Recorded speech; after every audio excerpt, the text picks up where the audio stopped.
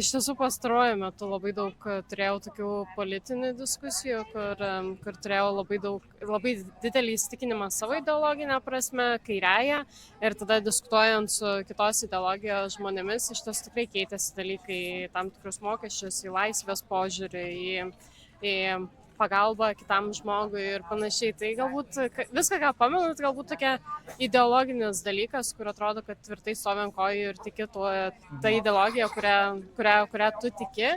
Bet diskusijų metu tu vis tiek pradedi žiūrėti kažkaip iš kito požiūrio ir tada supranti, kad tas pasaulis biškai yra platesnis, negu tu pati matėjai savo akiratyje. Supratau, kaip sekasi ta prasme suvokti, kad ankstesnė nuomonė buvo vienokia ir kuri pačiai savo paskui atrodo tarsi klaidinga arba kitokia, kaip su tuo pasikeitimu sekasi pripažinti, priimti.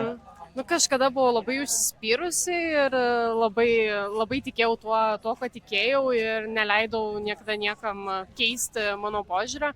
Bet dar kažkaip pastaruoju metu suprantu, kad kaip tik yra daug įdomiau, kai tą pasaulį pradedi žiūrėti iš skirtingų kampų ir nebūtinai užsidarai tik tai savo burbule, bet pamatai viską ir iš kitų kampų, iš kitos pusės ir panašiai. Tai kažkaip laisviau dabar žiūri į tai, kad žmonės ir keičia nuomonę ir galbūt net ir būna tų didelių labai atvejų, skandalų, netgi atrodo, kad pasikeičia kažkokio politiko ar kažkokio visuomenininko kažkoks požiūrį, ir man atrodo, kad tai yra kaip tik labai geras dalykas. Supratau, kaip vertinat nuomonę tų žmonių, kurie teigia, kad įsitikinimai turi nekisti, žmogus turi būti stabilus?